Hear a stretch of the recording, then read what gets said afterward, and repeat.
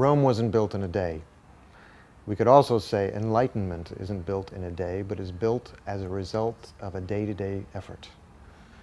In other words, the only thing that'll get us anywhere on the spiritual path, whether it's concentration, loving kindness, or wisdom that we want to develop, is dedicating ourselves to a daily practice. We take for granted that Olympic athletes and professional musicians train daily to achieve mastery of their sport or music. Why wouldn't the same discipline apply to cultivating the most important qualities of our mind? If we want to develop patience, honesty, morality, and wisdom, we have to make a sustained effort. In this show, we'll learn methods to develop our daily practice on and off the cushion through every part of our lives.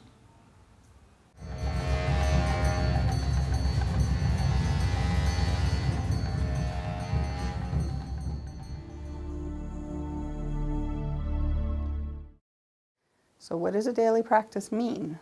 What does it mean to practice? If, as the Buddha said, it's true that we have been cycling in samsara, cyclic existence, for infinite number of lifetimes, what we have been practicing, as evidenced by the fact that we're still here in samsara, has been non-virtue and self-cherishing.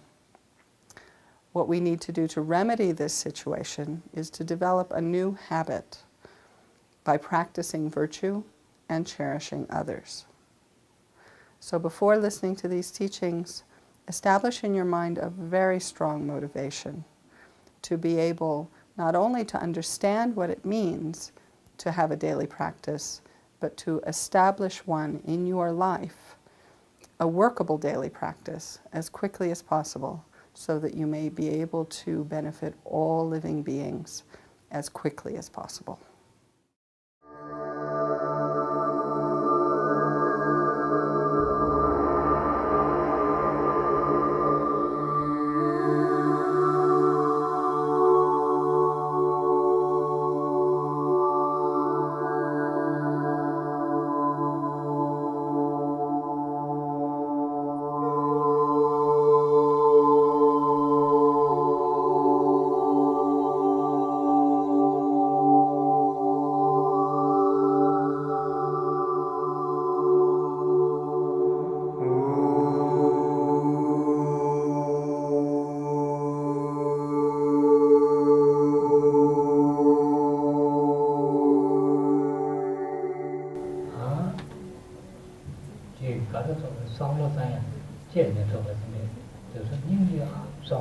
So how do I carry out my practice in this life? How do I summarize all the practices of the path to enlightenment in my life? So this is the first.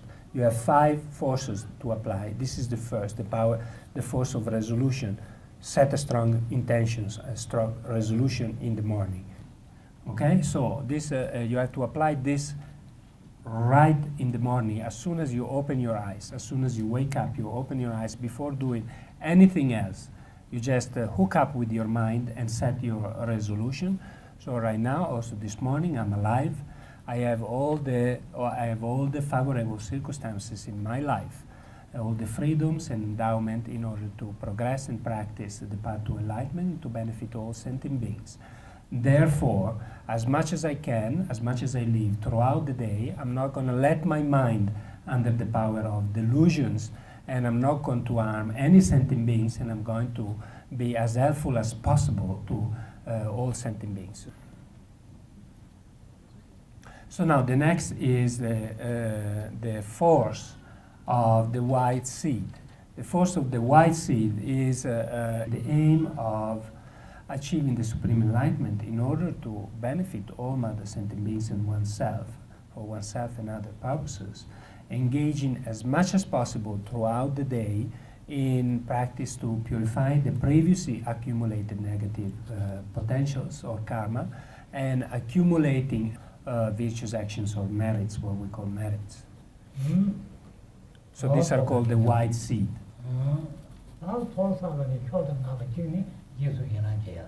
So what is the best way then to quickly accumulate merits without making so much effort? Rejoice. And rejoicing is an incredible beneficial practice. It allows you to accumulate such a huge mass of merits just with the force of your thought, without engaging in any physical or strenuous, difficult practices or activities.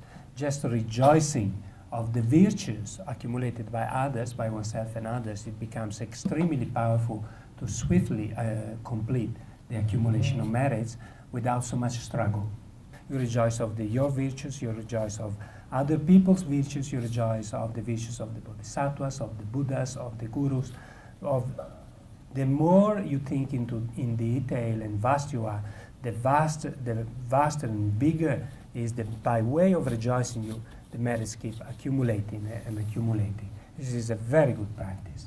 If you undertake whatever, even the smallest positive action you do, it acts as purifier for those previously accumulated negative karma. More specific, there are lots of very powerful practices and techniques, such as doing prostrations, taking refuge, reciting what is called the Tunsha, the general confession practice, the practice related to the 35 Buddhas, Vajrasattva meditation and recitation, even just the mantra, and so on and so forth. And the third is the force of familiarity. It means that you constantly have to take to your mind the practices of the path to enlightenment, especially the steps to generate bodhicitta, and as well as purifying, accumulating merits, until it becomes spontaneous for you. You don't need any. It's not a contrived thought. You have to bring it to your mind constantly, so you become so familiar with that particular kind of attitude and behavior that you constantly are reminded of the path to enlightenment. So this is the power, the force of familiarity. So the fourth is the force or the power of rejection, and this in general, it refers to all types of delusions. So always keep a constant awareness of delusions and their disadvantages for you in order to eliminate it, but particularly be mindful of self-cherishing thought, of egoism, and do not let the power of rejection is do not let yourself being taken under the power of self-cherishing thought from now on as much as you can. So this is the power of rejection. So now the force of prayer or dedication. So at the time just before going to sleep, then you apply the last force. All right, you review your day on the basis of your first determination in the morning. So what happened today? How did I accumulate an innovative action? Was I been taken under the power of delusions? Did I accumulate virtuous actions? Was I able to apply the antidotes and to overcome self-cherishing thought, and so on and so forth? So you have to analyze very sincerely, focus on whatever negativities I have accumulated today. I've done it for this and this and this. So therefore, I'm going to purify it right now, and tomorrow I will be more mindful. You make a strong determination again tomorrow. I'm not going to repeat the same mistake. And whatever virtues you have accumulated, you review it and you rejoice. So that was very good. I've done it very nicely. I was able to face my mind. I was able to decrease delusions. I was able to do this and this and virtuous action. This is fantastic. Tomorrow I'll do even better. So before going to bed, you do this review. This was a very short explanation on how to carry out the practices, how to summarize the practices in one's life on the basis of a daily practice from morning up to night. So this is for what we call daily practices.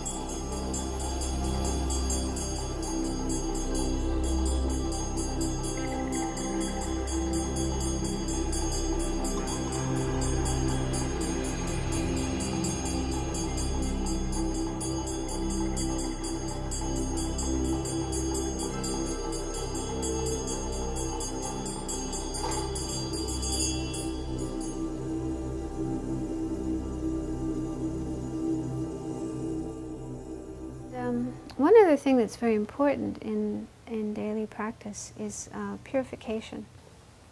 Because even if we do have the intention to be helpful to others and not do things that are harmful or negative, create bad karma and so on, we are just human beings. We have our faults, our imperfections, and our limitations, and so we're bound to make mistakes and lose our temper, get angry, or get caught up in negative thoughts and speak in negative ways or do things negative. So, so there's something we can do about that when we do make mistakes and create bad karma, and that is purification. So purification is a practice we can do to clear up any negative karma that we've created in our day. So it's actually a good thing to do every day, because most probably we do create negative karma each day. But we can also purify things we've done before. The general practice of purification involves 4 things, 4 points, which are called 4 powers, 4 opponent powers.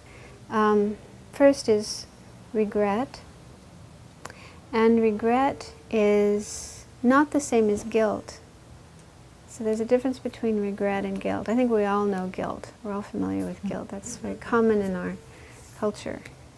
And I think of guilt as being more emotional, like we feel really awful about something that we've done, and maybe we get into beating ourselves up and thinking, I'm a horrible person. Now regret, on the other hand, is not so emotional. It's more rational, more reasonable.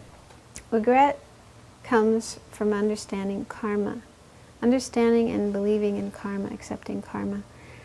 So you understand that karma works. We do actions, and those actions leave imprints on our mind, which stay in the mind until some point in the future when the causes and conditions come together, the imprints ripen, and we have some kind of experience as a result of that. So they say regret is similar to the way we would feel if we unknowingly swallowed something that was poisonous. So that's the feeling of regret. That's the first power. The second power is refuge. A refuge is an attitude, a state of mind that comes about by learning what the Buddha taught and feeling confidence, feeling trust in the Buddha and his teachings, agreeing with them and wanting to follow them. So that's just in general what it means to take refuge, very simply speaking. So if you're a Buddhist, then the second power would involve renewing your refuge or a sense of commitment to the Buddha and his teachings. But if you're not a Buddhist, then you may have other objects of faith that you have faith or trust or confidence in, and that you take as your guides and wish to follow. So, so you could just renew your determination to follow those objects of your faith. And it can also involve generating or renewing your wish to benefit others, your feelings of compassion and love and kindness towards others, and the wish to not harm them and the wish to help them. Then the third of the 4 powers is what I call remedy. And this involves doing something positive or virtuous to counteract the negative thing you've done by creating this bad karma.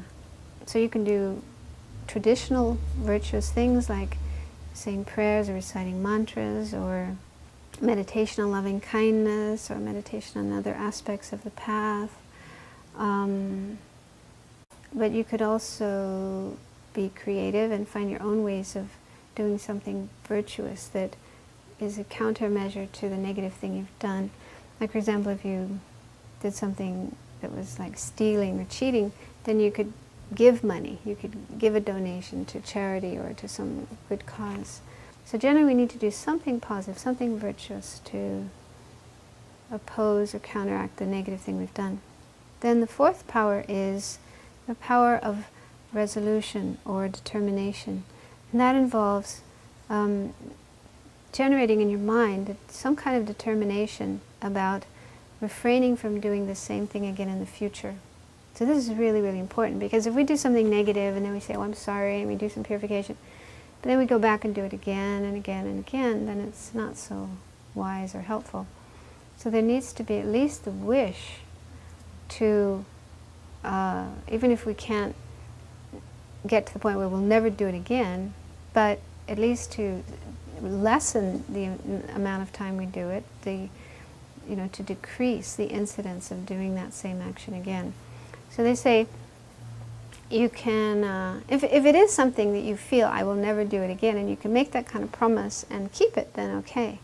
But if it's something that you have been doing habitually and you wouldn't be able to just stop it altogether, then you could make a promise to not do it for a limited period of time, like the next 5 minutes, or the next hour, or the, half a day.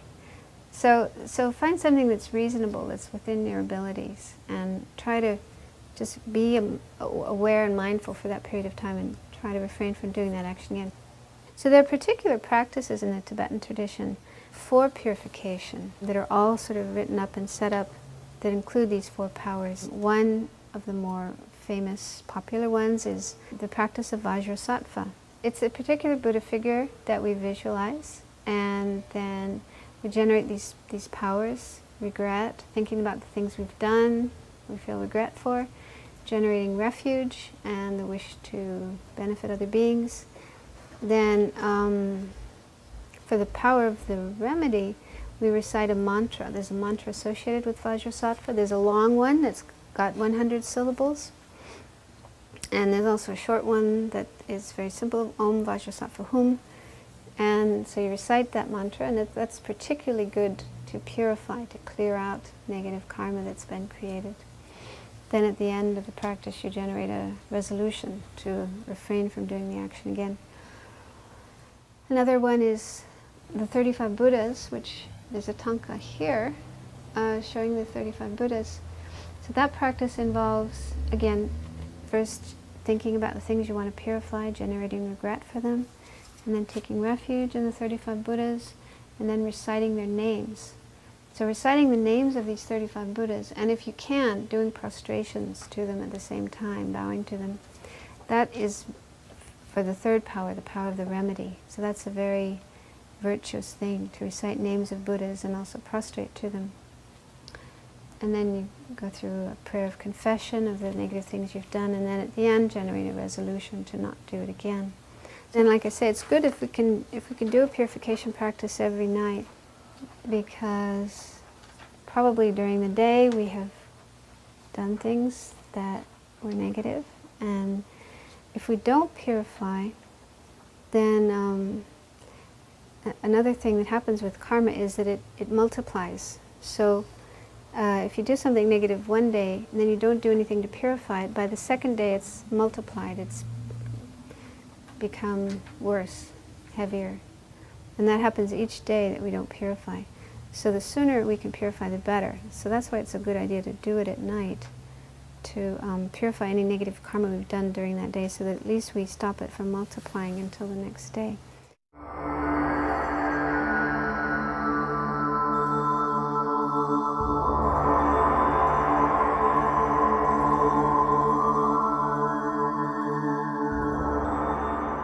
I think the first thing that I started to do in terms of a daily practice was actually I used to do some meditation before I was a Buddhist, but it was more like set my motivation as taking refuge in the Buddha, the Dharma and the Sangha for the sake of all sentient beings.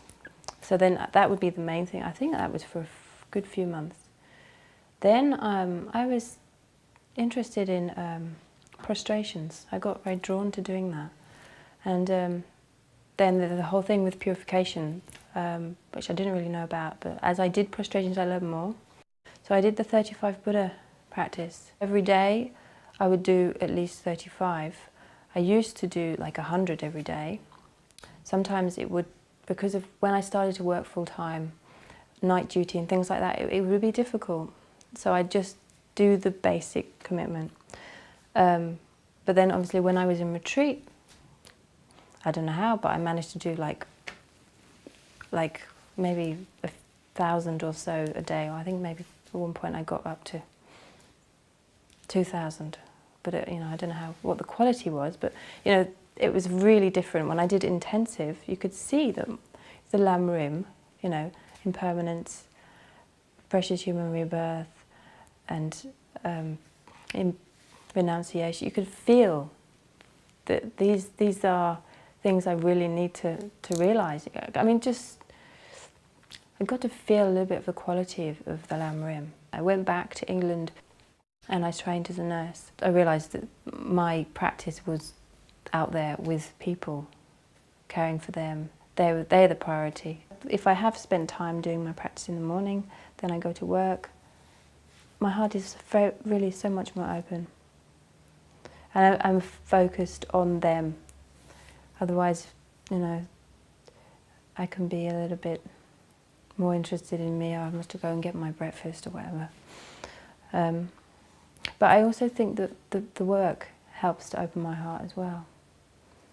Actually, it works both ways. So my practice helps my work, but my work helps my practice. I see so much suffering in that job. It's hard work, but yet because I have the Dharma, there's a bigger perspective, and I can do prayers for people. So when I come home, which is really important, I feel like it's my duty, as a Buddhist, for me as trying to develop bodhicitta, that I pray for all my patients that they will become enlightened soon. So at the end of the day, I do Vajrasattva to purify everything. So I try to think about everything I've done in the day that's negative karma, but also try to expand that's not just today, that's many times this life, many times in many lives. So I try to really expand that, and then do the Vajrasattva meditation, recitation, and try to make a promise to not do those things for as much time as I feel I can. And then I dedicate. And I try to do a dedication that it includes all the people that I care for in the hospital, family, friends, and I try also to expand it to as many people I can think of, because I think it's something very important about focusing on individuals in the dedication. But obviously I use the dedication for all beings. I'd love to do my practice, I really do. And I feel so sad when I can't spend so much time on it. It makes me feel really sad. And I've noticed when I've had lots going on in my life and I haven't been able to do my practice, I'm not happy. I'm not a happy person, and I also don't like doing my practice as much, which is quite interesting. And when I have time and I do my practice, I'm a happier person.